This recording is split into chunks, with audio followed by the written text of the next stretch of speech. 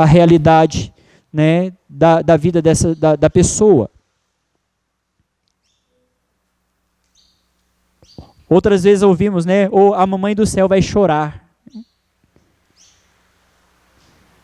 Não condiz, né, com essa realidade, com essa ideia verdadeira de Deus. Esse tipo de atitude reforça em nós o desejo de ser impecáveis, de sermos sempre belos.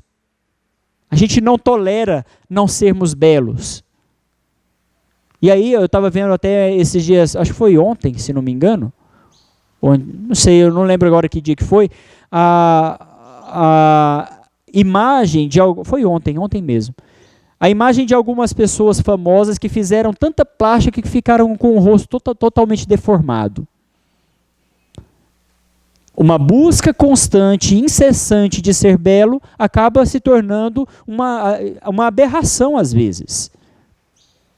Nós não toleramos a ideia de não sermos bonitos, nós não toleramos a ideia de sermos pecadores, nós queremos ser impecáveis, perfeitos.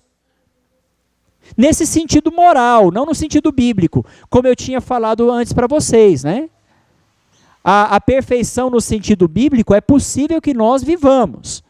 É possível viver a perfeição no sentido bíblico. Nesse sentido, nesse sentido de que nós ordenamos a nossa vida para o amor e amamos como Deus ama, com liberdade, com escolha, né? Decidindo por Deus. Agora, no sentido moral, é impossível sermos perfeitos, impecáveis. É impossível, porque nós somos humanos. Essa perfeição moral só é possível para Deus. Só Deus. Só Deus não erra moralmente. Quer dizer, ele não erra de jeito nenhum, né? Ele não tem imperfeição em nenhum sentido. Nós temos essa imperfeição moral, tá certo? Precisamos entender uma coisa, gente. Nós não somos anjos. Eu costumava muito dizer, quando eu estava aqui na Paróquia Jesus de Nazaré, né, que o homem, para ser santo, ele precisa ser homem. Homem em toda a sua condição humana, inclusive nas suas fragilidades, inclusive nas suas imperfeições. É impossível para o homem ser santo se ele não for homem. Nós não podemos ser santos querendo ser anjos. Às vezes nós encontramos em algumas situações, em algumas igrejas e tudo mais, pessoas que têm uma espiritualidade totalmente desencarnada, né? Uma espiritualidade tão nas nuvens que não tem aparência de ser algo humano. Tem gente que é exagerado, que vestem roupas exageradas, que se mostram numa piedade exagerada. A piedade, né? A piedade é algo muito importante para a nossa vida. Devemos ser piedosos. A piedade é uma virtude de Deus, do Espírito Santo, que nos torna abertos à espiritualidade. A piedade é algo bom, mas o pietismo não. O que é o pietismo? Essa piedade exagerada. Tem gente que vai entrar na igreja e tira o sapato, porque lá em Êxodo está escrito: Moisés, tire as sandálias dos seus pés, porque o lugar que você pisa aqui é santo. Aí não entra dentro da igreja com sapato. Tira o sapato do pé antes de entrar. Às vezes a gente encontra pessoas que antes de comungar vai lá, beija o chão, para depois vir receber Jesus na Eucaristia. Que sentido tem isso? É uma espiritualidade tão lá nas nuvens que chega a ser nem humano, parece. É quase uma espiritualidade angelical, né? É quase que como anjos sem asas. E nós não somos anjos. Se nós queremos ser santos, não precisamos imitar os anjos. Nós somos mais especiais e queridos do que os anjos, embora não sejamos mais santos. Os anjos são mais santos do que nós. Mas Deus criou o homem à sua imagem e semelhança, não criou os anjos à sua imagem e semelhança. Nós, seres humanos, fomos criados por Deus à imagem e semelhança de Deus, não os anjos. Não foram os anjos que Jesus morreu para salvar, foram os homens. E quando Cristo se fez, na sua divindade, assumiu a nossa condição, ele assumiu a condição humana, não a condição angelical. Ele assumiu a nossa humanidade. Isso mostra que até os anjos estão a serviço dos homens. E essa foi a soberba de Lúcifer, né? Criado bom, ele foi criado bom por Deus. Ele não quis servir, ele não queria servir aos homens. Ele não achava que ele sendo um ser espiritual, mais elevado, mais inteligente, né, pudesse servir um ser que era menor, mais fraco, fragilizado como ser humano. Porque ele não conseguiu compreender, né, ele na sua soberba não quis compreender, ele compreendeu. Ele não quis aceitar o projeto de Deus, que contradiz muitas vezes as nossas lógicas humanas. Jesus fala, né, que quem quiser ser grande, seja o menor. Quem quiser ser grande no reino de Deus tem que ser pequeno. Quem quiser ser o primeiro, faça o quê? Seja o último. A lógica de Jesus é essa. E Lúcifer não quis aceitar isso. Assim como nós, muitas vezes, também nos afastamos de Deus porque não queremos aceitar essa lógica. Porque nós queremos ser os mais belos, os melhores, os que chegam em primeiro lugar, os que passam no vestibular ou no Enem na primeira colocação. Nós queremos a perfeição moral. E muitas vezes não ligamos para a perfeição bíblica, que significa amar a ponto de dar a vida, como Cristo fez. Não somos anjos, somos homens. Aquilo que eu estava falando, né? Quando nós nos convertemos, aqui entre aspas, né? Quando nós tivemos a nossa primeira experiência de Deus, aquele primeiro amor, nós temos muito essa tendência de achar que nós nos tornamos imortais, né? Que nós nos tornamos perfeitos, que nós nos tornamos imaculados, né? Sem mancha. E às vezes até nos colocamos superiores às outras pessoas. Esse é um grande risco. Que nós talvez estaríamos isentos de todos os limites, das fraquezas, das necessidades próprias da nossa humanidade. Às vezes nós pensamos isso. Que nós estamos isentos de tudo isso, quando nós fizemos essa primeira experiência do amor de Deus.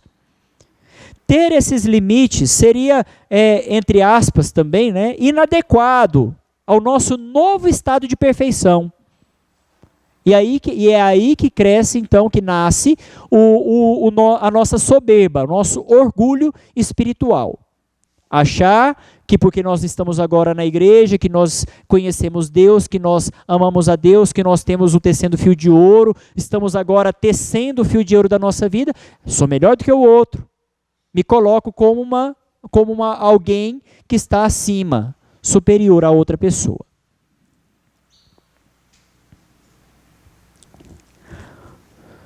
Na encíclica do Papa Bento XVI, Deus Caritas Est, né, que significa Deus é amor, ele diz assim, olha, se o homem aspira a ser somente espírito e quer rejeitar a carne como uma herança animalesca, então o espírito e corpo perdem a sua dignidade. O que isso significa? Que muitas vezes, pensando em alcançar uma espiritualidade mais alta, a gente começa a menosprezar o nosso corpo. Eu até estava conversando com o Eduardo sobre isso ontem, né? Às vezes, nesse intuito de alcançar algo que é uma espiritualidade muito alta, a gente acaba rejeitando aquilo que é próprio do ser humano. de pensar que essa carne, porque é fraca, ela tem que ser rejeitada. Até Platão dizia, né, um filósofo grego da antiguidade, antes de Cristo ainda, ele dizia que o corpo é o cárcere da alma. Que o nosso corpo aprisiona a nossa alma. A nossa alma tem um desejo de liberdade, ela é mais, ela vai além, mas ela está presa dentro de um corpo limitado.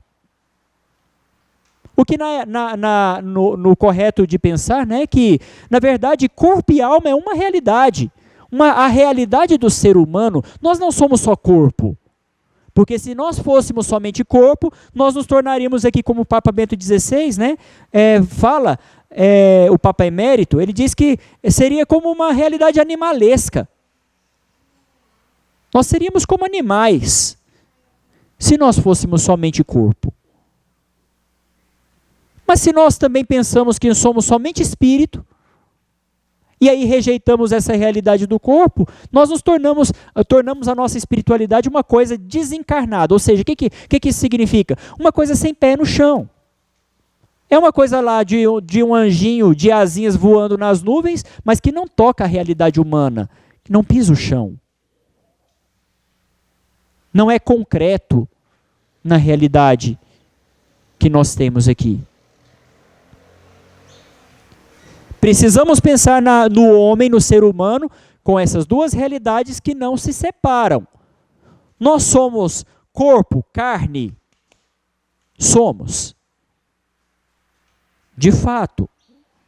Porque temos as nossas vontades, os nossos desejos, as nossas paixões, temos os nossos sentimentos, temos o nosso raciocínio, que é humano. Temos tudo isso. Mas nós não somos só isso, porque nós temos também uma alma que nos faz, que nos dá a capacidade de nos comunicar com Deus, de nos unir a Ele. Então, somos um conjunto de todas essas realidades. Uma espiritualidade sem ser pé no chão, é uma espiritualidade voando aí nas nuvens. Agora, se for somente pé no chão, a gente acaba se esquecendo também dessa realidade, porque nós nascemos para o céu. Nós nascemos para Deus. Lembra lá dos primeiros dias que a gente teve o nosso curso? A origem do homem é o quê? A Santíssima Trindade. A nossa origem é Deus. Nós nascemos de Deus, voltamos para Deus. Tá certo? Então, continuando, ele diz: somos criaturas de Deus, mas não anjos. Somos homens com limites, necessidades e fraquezas de todo ser humano. Pelos méritos de Jesus Cristo e pelo resgate de nossa humanidade que Ele realizou, somos chamados a utilizar as características de nossa humanidade para santificar-nos e santificar o mundo. Só com Jesus e com a nossa humanidade elevada pela graça, isso é possível. Pois é tarefa exclusiva nossa, como homens, a graça de Deus.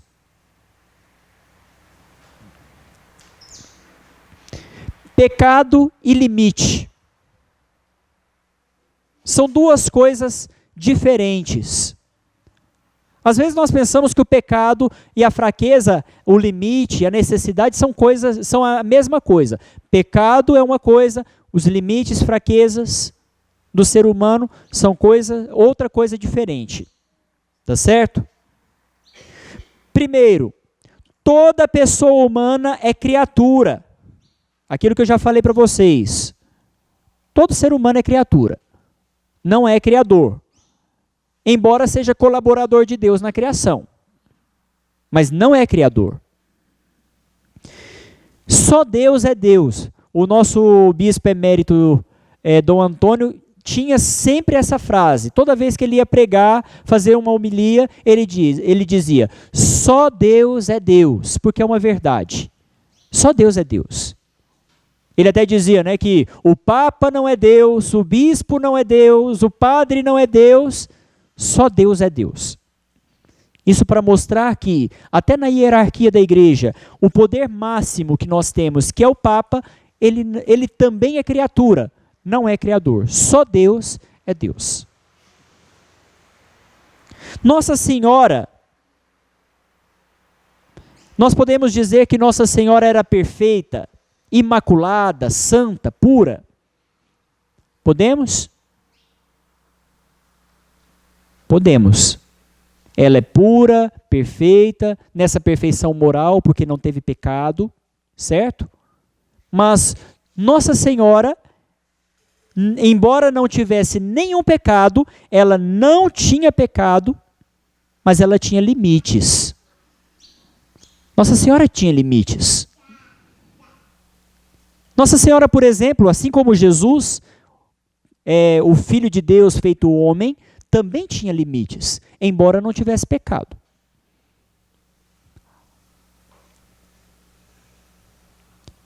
Aqui nós temos alguns exemplos, né, dos limites. Por exemplo, Jesus e Nossa Senhora não podiam olhar através das paredes.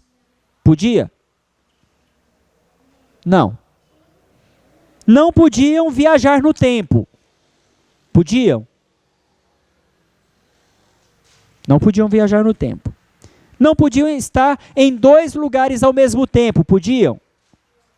Não. Embora existe um dom carismático chamado de bilocação. Alguns santos foram capazes de estar em 2 lugares ao mesmo tempo, e isso foi constatado de maneira histórica, que eles estavam em um lugar e no outro lugar ao mesmo tempo. Por exemplo, o Padre Pio tinha esse dom da bilocação, mas de maneira natural, isso não é possível. Mas de maneira sobrenatural, como um milagre, isso é possível. Certo? Tanto é que Jesus não esteve em 2 lugares ao mesmo tempo, que quando ele precisava estar em alguma cidade, ele mandava os seus discípulos de 2 a 2 em todos os lugares onde ele mesmo devia ir. Assim está escrito no Evangelho. Ele tinha limites. Jesus teve cansaço, Jesus teve fome, Jesus morreu. A morte também é um limite. Embora fosse Deus, na sua condição humana, passou por todas as necessidades e limites humanos. Isso fez dele um pecador? Não.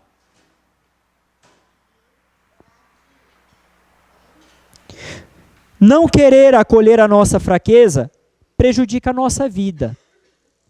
Quando nós não aceitamos as nossas fragilidades, nós somos prejudicados. Nós mesmos somos prejudicados. Nossos limites são amorais. O que significa uma coisa ser amoral? Significa que ela não tem moralidade, ela nem é boa, nem é bom e nem é ruim. Não, nem é bom e nem é mal. É neutro. Os limites não são pecados. O pecado é mal, a graça é boa. O pecado é mal, a graça é boa. Aí nós vemos uma relação com a moralidade. Uma coisa é má, outra coisa é boa. Certo? Agora, os limites em si, eles não têm moralidade. Nem é bom e nem é mal. É neutro. Os limites, o que vai determinar o que é bom e o que é mal nos limites, é o que faremos com relação a eles. Eu tenho um limite, de repente, um exemplo. O limite de não ter sido amado pela minha família, pelos meus pais na minha infância. Tenho dificuldade de amar hoje. Isso é ruim? Isso é bom ou é mal? É neutro. Agora, a minha dificuldade de amar o outro pode ser mal quando eu começo por liberdade, a fazer o mal para as outras pessoas. Mas pode ser bom a partir do momento em que eu luto para fazer algo diferente. Embora não tenha sido amado pela minha família, eu escolho amar os outros a partir daquilo que eu conheço de Deus. Passa de neutro, passa a ser uma boa atitude. Tá certo? Os limites não têm moralidade. Nem é bom, nem é mal. Por amor, nós podemos então ordenar os nossos limites para o amor. Por amor, nós podemos ordenar para o amor. Ou seja, isso requer de nós escolha, liberdade. Fazemos isso a partir da nossa liberdade. Porque nós escolhemos o amor, então nós escolhemos também ordenar os nossos limites para o amor.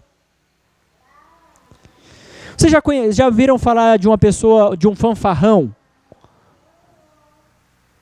Sabe o que é um fanfarrão? É uma pessoa que não erra. Ela é a melhor em tudo, ela sabe tudo, tudo que você fala, ela tá por dentro de todos os assuntos. A pessoa, ela não tem fraqueza, ela não tem limite, ela é a melhor de todas. Existem muitas pessoas por aí que são fanfarrões. Tem muita gente por aí que é fanfarrão. Sabe tudo, conhece tudo, todas as coisas, é ótimo em tudo, faz de tudo e acaba muitas vezes se passando por ridículo. Porque ninguém é capaz de fazer tudo, ninguém é capaz de nunca errar, ninguém é capaz de saber todas as coisas e ninguém é ótimo em todas as coisas. Ninguém sabe tudo.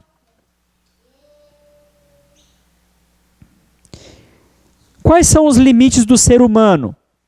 Nós temos, por exemplo, os limites dos nossos sentidos. Quais são os nossos sentidos, gente? Sem olhar. Tato, visão, olfato, paladar, a audição, né? Então esses são os nossos, a gustação e paladar aqui ficou repetitivo, é a mesma coisa.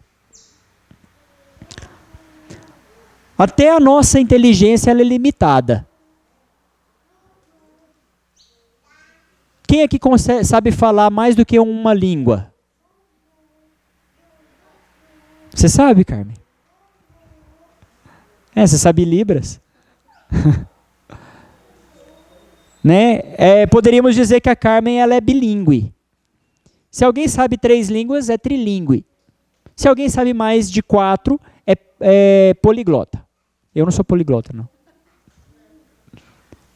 O máximo que eu sei é 3 e mais ou menos. Nem o português eu sei direito ainda. Mas existe uma limitação também da nossa capacidade intelectual. Alguém pode saber mais do que 5, 10, 20 línguas? Pode. Pode. Mas alguém seria capaz de saber todas? É um limite. Limite da nossa inteligência. Alguém conhece todas as equações e tal lá da matemática? Consegue tudo? Pode ser que tenha algum gênio que saiba. Mas a nossa inteligência é limitada. Nós não conhecemos toda a ciência. Então existe uma limitação, né, da nossa inteligência. A nossa inteligência é limitada. O tempo limita a pessoa humana. Para vocês estarem aqui, poderíamos dizer que também o espaço limita, né? Para vocês estarem aqui hoje, fazendo o curso Tecendo Fio de Ouro, deixaram de estar em outro lugar, fazendo alguma outra coisa nesse mesmo tempo. Deixaram de fazer. Foi uma escolha. Vocês escolheram estar aqui. E isso é um limite. O tempo nos limita. O tempo nos limita no sentido também de que nós envelhecemos e a cada dia que passa nós nos tornamos, passamos a ter menos tempo de vida, natural, realidade natural, humana. O tempo também nos limita.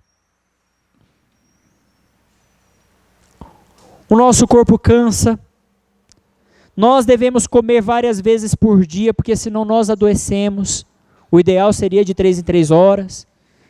De maneira moderada, devagar, mastigando, né? Bem. Então, precisamos nos alimentar. Isso é um limite que nós temos. Para fim de conversa, nós já nascemos limitados. É interessante como o bezerrinho nasce e já logo fica em pé, né? Não é, Cleno? Assim? Aí já vai procurar o peito da mãe para poder mamar e tudo mais, mas fica em pé logo. Não precisa lá da vaca ficar levantando o bezerrinho, logo ele levanta e vai fazer o que tem que fazer. Mas deixa uma criança nascer e ficar sem os cuidados de uma mãe. Já nascemos limitados. O fato de nascer já nos limita. Nós nos tornamos, então, dependentes. E isso não é uma coisa ruim. Isso não é mal. Né? Dependemos uns dos outros. Nós temos também alguns limites que são especiais. Por exemplo, alguém que não consegue enxergar, um cego, por exemplo, um surdo, o deficiente físico, né? Uma pessoa que é síndrome de Down. São limites especiais, né? Que os condiciona ainda mais, às vezes, a uma dependência. Por exemplo, um cego que depende de uma bengala, como que chama aquela? De uma guia, né? Ou de um cão que é guia. Um surdo que depende, por exemplo, de um intérprete ou de um aparelho auditivo. Então, existem limites que são especiais. E existem também limites que são sociais. Limites da nossa sociedade. Por exemplo, a educação. Um outro limite, a etiqueta, né? Nós não chegamos num restaurante, e isso é uma convenção social, a gente não pode chegar lá no restaurante e começar a comer com palitinho. Se a gente chega lá no Japão e começa a comer com garfo e faca, é uma ofensa. Um limite social, a etiqueta para cada lugar, nós nos portamos de tal modo. Comer com as mãos seria uma falta de etiqueta. Mas comer o frango com o garfo talvez seria também uma falta de etiqueta. Frango a gente pega o osso e come. Quando tem osso a gente come com a mão. Sem problema e não é falta de educação. O que a gente não pode fazer é lamber os dedos. Aí seria falta de etiqueta. Então, isso para mostrar que também a sociedade, ela nos traz alguns limites que são sociais. Por exemplo, ouvir enquanto o outro fala, né, é um limite. Eu posso falar enquanto o outro está falando? Posso. Mas, dentro de uma sociedade, o ideal é que enquanto um fala, o outro ouve. É um limite. Ou comer com a boca fechada, por exemplo, também. Nada me impede de comer com a boca aberta. Mas, pela sociedade, a sociedade, pelas regras de etiqueta, me orienta que eu devo mastigar com a boca fechada. Tá certo? Tá compreendido isso aí? É só para vocês verem os tipos de limites que nós temos, né? Os limites servem para a dependência de Deus e também para a dependência dos irmãos. Isso é legal, né? Eu tenho um limite, então eu dependo de Deus. Acima de tudo. Eu tenho um limite, eu dependo do outro. Como o filho que nasce depende da mãe para poder conseguir continuar a sua vida até ter uma certa independência. Eu preciso do outro. As pessoas que não conhecem os próprios limites geralmente se tornam intolerantes. Isso aqui é um grande mal. Quem não olha para a sua vida e não percebe os seus próprios limites se torna intolerantes em relação aos defeitos, aos limites, às fraquezas do outro. Escola para viver a misericórdia, que é daqui a alguns capítulos ainda para frente. Escola para se viver a misericórdia. Perceba quem você é, as misérias que você tem e como Deus te olha, como Deus te ama. Só a partir da misericórdia de Deus e como você é amado, apesar das misérias que você tem, é que você consegue olhar para o outro também com misericórdia. Caso contrário, nos tornamos intolerantes. Jesus nos fala, né? Sem mim nada podeis fazer. Isso nos mostra que nós dependemos de Deus. É fato. Sem mim nada podeis fazer.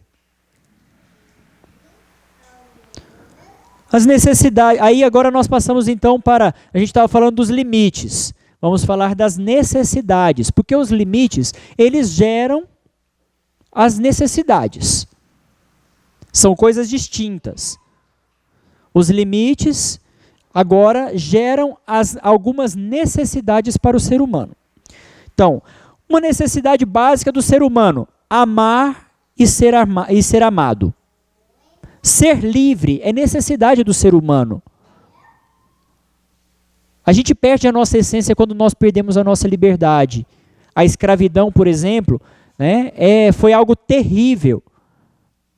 Toda forma de escravidão é algo terrível, porque se tira a liberdade do outro.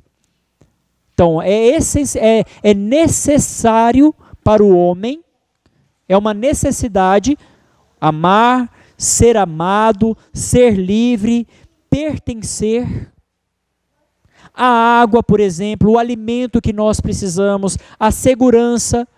É por isso que quando a gente se vê campanhas políticas, né, se fala de necessidades básicas, se fala da necessidade da segurança, de moradia, necessidade de um emprego.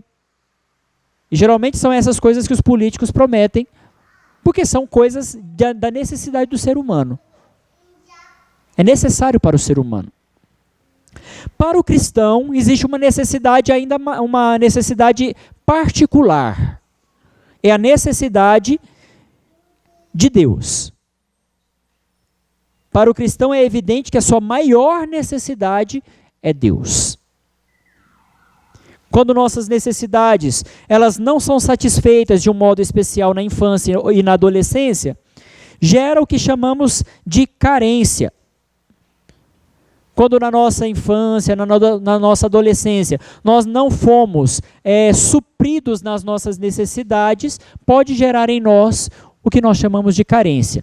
Carência afetiva, às vezes uma carência social, intelectual, física, etc. Vários tipos de carência. Tá certo? Então, a necessidade não suprida gera em nós a carência. Por exemplo, quando a gente vê uma pessoa passando fome, a gente fala que a pessoa é o quê? Carente. As crianças carentes lá da África que não têm o que comer. Por quê? Porque uma necessidade básica, que é a alimentação, elas não têm. Mas isso não só no nível social, também no nível afetivo. Nós temos necessidade de amar e de ser amados, não é verdade? Se não fui amado por minha mãe, pelo meu pai, na minha infância, desde a gestação da minha vida, né? Quando eu estava sendo gerado, isso pode causar em mim uma carência de amor afetivo.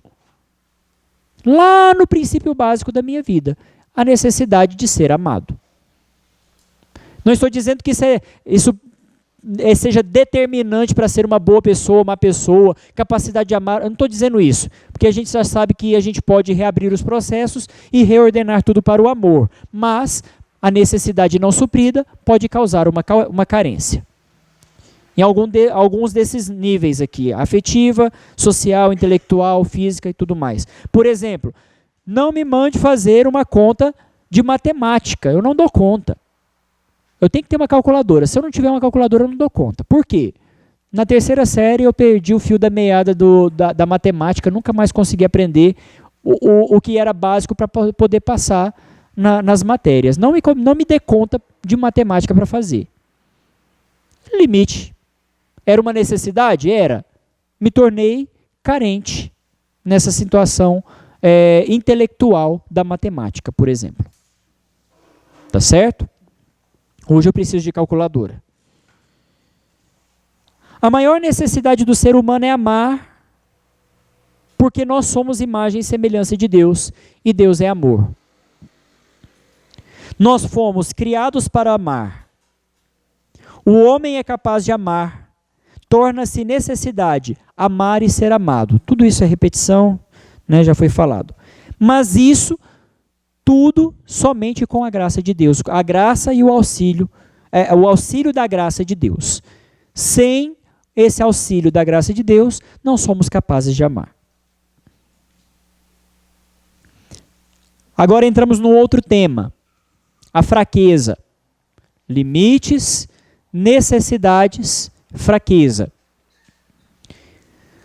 Lá em 2 Coríntios, no capítulo 12, versículo 10b diz: quando sou fraco, é que sou forte. Fraquezas, o que são? Normalmente cometemos o engano de associar os limites e necessidades a ser fraco, ser defeituoso, ser deficiente, ser mau, ser covarde. Limites e necessidades não são fraquezas. São duas realidades diferentes. A fraqueza, como impotência, temos dois tipos de fraqueza. Primeiro delas, a fraqueza como impotência, como limite. Só Deus é onipotente, a gente já falou sobre isso, né? O que significa ser onipotente? Aqui, o que significa onipotência?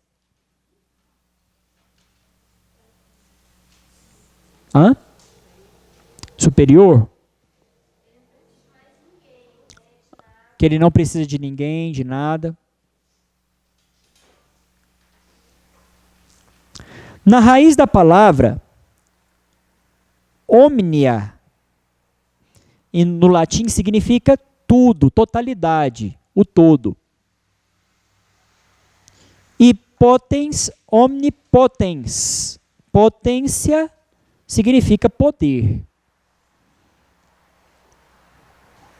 Então, se Deus é onipotente, significa que Ele é todo poderoso. Ele pode tudo. Ele pode todas as coisas. Tá certo? Então, só Deus é onipotente. E a sua onipotência manifesta-se por misericórdia ao socorrer-nos em nossa fraqueza. Nós não podemos tudo, mas Deus pode. Então, na onipotência de Deus, Ele nos socorre na nossa fraqueza. E aí, continuando aquela frase, né, lá de São Paulo, lá aos Coríntios: basta-te a minha graça, porque é na fraqueza que se revela totalmente a minha força. Ou seja, na nossa fraqueza, como impotência, como limite, basta a graça de Deus para superarmos a nossa fraqueza. Porque quando nós somos fracos, a fortaleza, a graça de Deus age na nossa vida e nos torna fortes. Quando sou forte, ilusoriamente penso que sou forte, eu não dou espaço para a força de Deus atuar na minha vida. Ok? Ok isso aí? Temos também a fraqueza como concupiscência, como inclinação para o mal. A fraqueza como concupiscência seria essa fragilidade moral, uma inclinação ao mal, ao pecado. Quando o homem e a mulher pecaram, eles que tinham a inclinação para a graça, porque eles foram criados por Deus à imagem e semelhança, eles não tinham pecado. Então eles se orientavam para Deus. A graça era natural para eles. Certo? Quando eles pecaram, eles perderam a inclinação para o bem e passaram a ter uma inclinação para o pecado, uma inclinação para o mal. É isso que nós chamamos de concupiscência. A concupiscência não é o pecado, é uma fraqueza, uma fragilidade humana. Não é o pecado. Porque assim como a imperfeição e também a necessidade, ela é amoral, lembra que eu falei da amoralidade? Nem é bom nem é mal, depende do que eu faço com ela para que ela se torne boa ou má. A minha fraqueza não é boa nem é má, é neutra.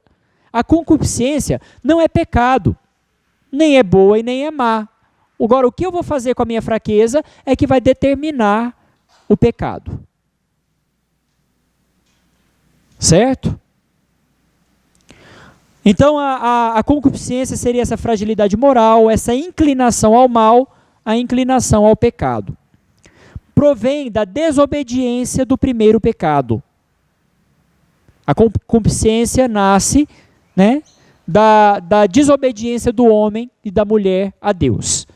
A partir de então, todo ser humano que nasce, com exceção de Nossa Senhora e de Jesus, tiveram o pecado original com a concupiscência.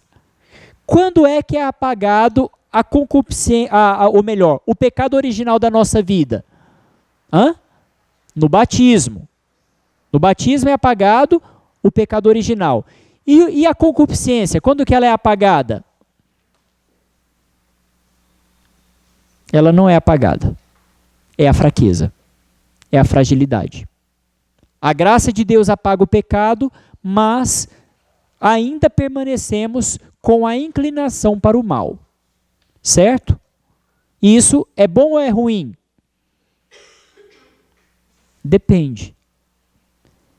Se eu percebo que a minha fragilidade pode me afastar de Deus, mas eu escolho Deus, é boa. Serve para eu depender de Deus, para eu não fazer de mim mesmo o meu próprio Deus, porque eu não sou Deus. Ok? E aí nós temos uma frase também de São Paulo que diz, né? Lá em Romanos capítulo 7, versículo 19, eu não faço o bem que eu queria, mas o mal que não quero. Ele tem o desejo de fazer o bem, mas a concupiscência, muitas vezes, nessa fragilidade,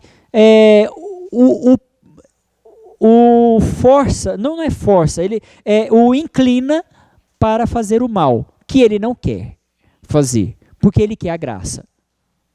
Certo? Deus não nos tira a concupiscência para que o homem prove o seu amor a Deus. Deus poderia ter tirado de nós a fraqueza? Poderia, se Ele quisesse. Mas nós talvez nos tornaríamos deuses de nós mesmos. E nós precisamos provar que amamos a Deus.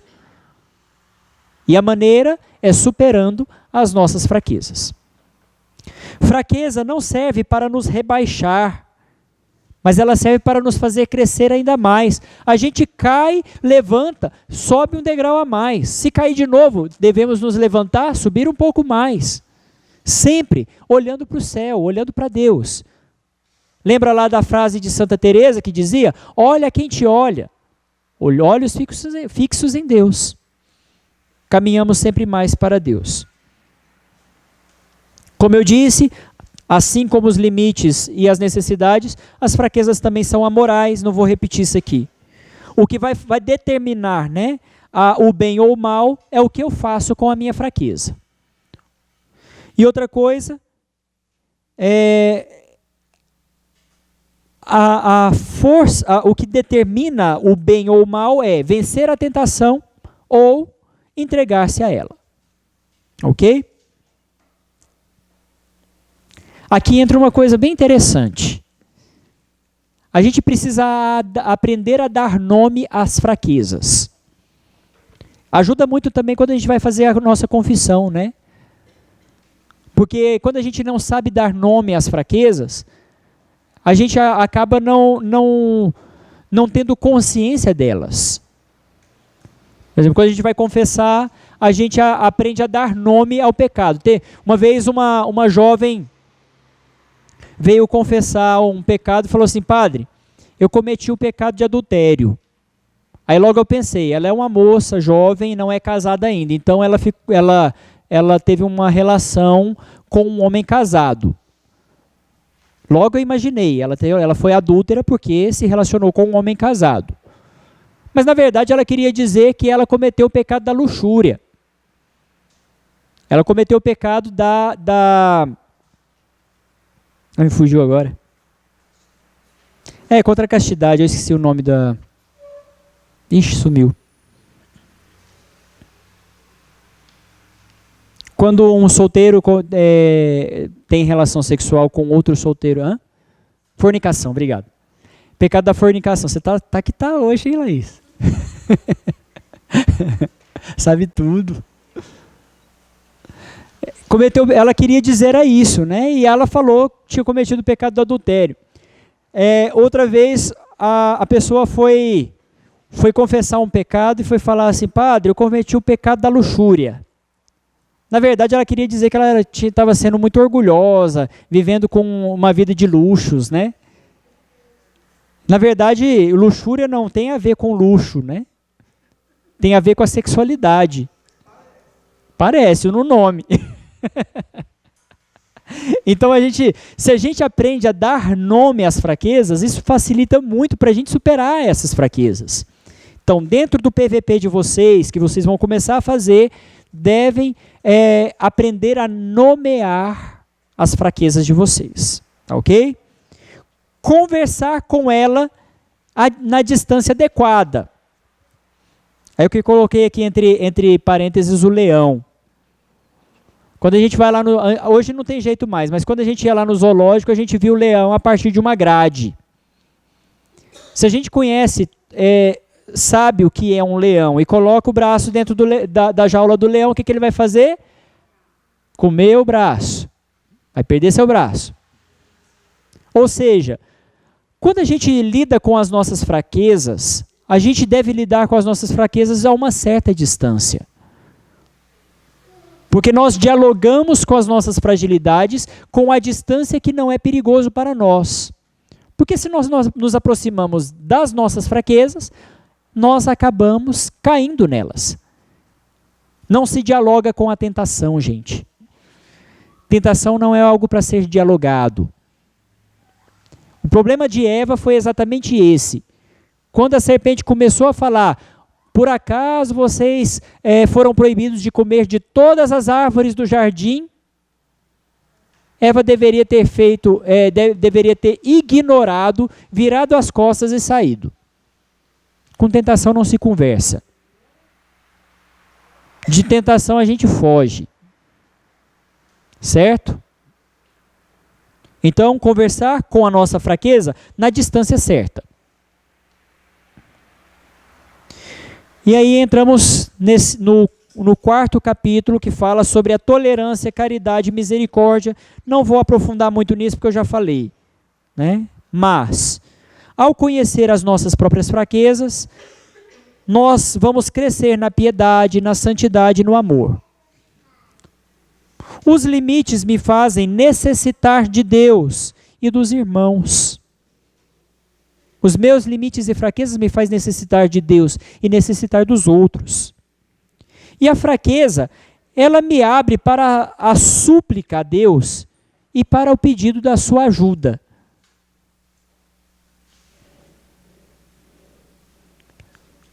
Limites, características da pessoa humana. Os meus limites me ajudam a ver quem eu sou e me ajudam a ver quem é Deus. Certo? São palavras-chave isso aqui, viu, gente? Os limites me ajudam a ver quem eu sou e me ajudam a ver quem é Deus. Quer anotar? Eu dou um tempinho aí para vocês anotar.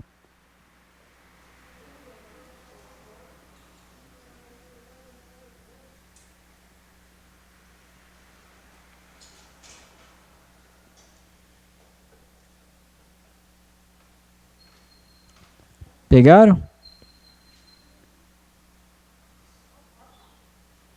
Pode ir?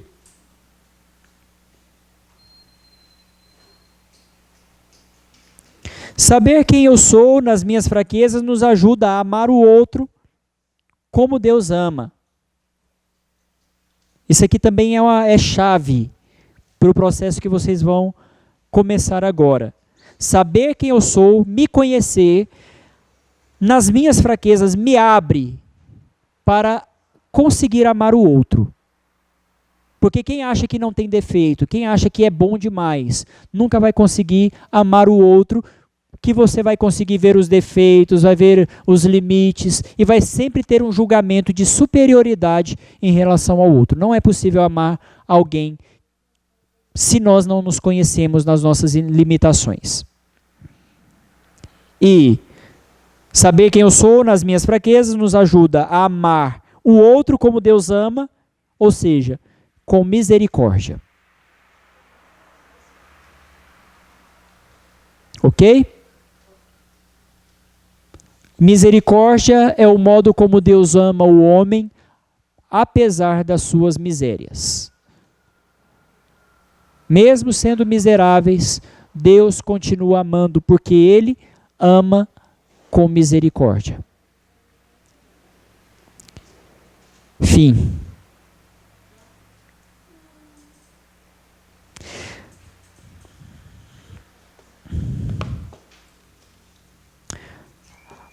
Tarefa para casa. Todos os exercícios. Ó,